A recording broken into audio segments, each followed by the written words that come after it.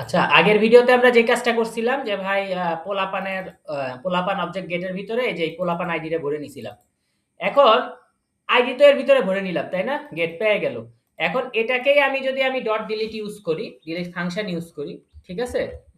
উপরের ডিলিটটা কিন্তু delete name, ঠিক আছে? ও নেমটা আমি আমার ইচ্ছা মতো নিতে পারি, ঠিক আছে? এবং নেম ইচ্ছা মতো নিতে পারি, এর বড় প্রমাণ কি? আমি কিন্তু এই যে দেখেন ইসের বেলা এডিটের বেলা আমি লিখছিলাম চেঞ্জ, অ্যাডের বেলায় আমি লিখছিলাম ক্রিয়েট না লিখে কি লিখছিলাম এন্ট্রি।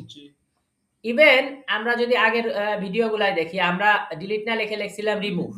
তাহলে এই নামটা কিন্তু আমরা আমাদের ইচ্ছা মতো দিতে পারি, আবার আমরা ডিলিট নামও দিতে পারি, কোনো সমস্যা নেই, ঠিক আছে?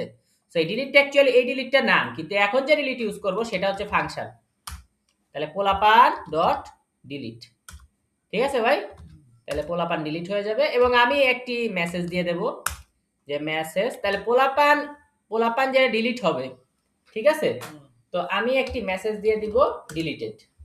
তাহলে মেসেজ ডট, এটা অবশ্যই সাকসেস, কারণ ডিলিটটা হয়েছে সাকসেসফুলি, রিকোয়েস্ট, তো আমি লিখলাম ডিলিটেড, ঠিক আছে? মানে ডিলিট হয়ে গেছে। এবার আমি কি করলাম, রিটার্ন রিডাইরেক্ট আছে ডিলিট, ঠিক আছে ভাই? সরি, ভুল করে ডিলিট লিখে ফেলছি, রিটার্ন রিডাইরেক্ট টাইটেল, ওকে, ঠিক আছে ভাই? তাহলে কিভাবে ডিলিট ফাংশন ইউজ করে আমরা বুঝলাম, যে জাস্ট এই পোলাপান ডট ডিলিট এবং প্যারেনথেসিস অবশ্যই দিতে হবে। পোলাপান ডট ডিলিট প্যারেনথেসিস দিতে হবে।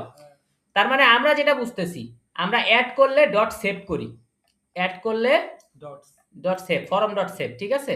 ফরমটা থেকে ফরমটাকে সেভ করি, আর আমরা এটা হলো আইডি ধরে ডিলিট করি, ডিলিট করা লাগলে, ঠিক আছে?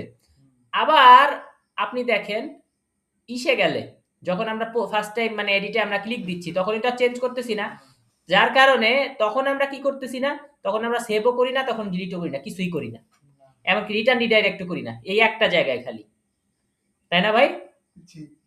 ওকে, তাহলে আমাদের পরের ভিডিওতে দেখা হচ্ছে। হ্যাঁ, আমরা নিচের দিকে আসি। তাহলে আমরা বুঝতেছি যে এই ডিলিট ফাংশনের মাধ্যমে কি করতেছে, একটা ধরে একটারে ডিলিট করতেছে। ওকে ভাই, তাহলে পরের ভিডিওতে দেখা হচ্ছে।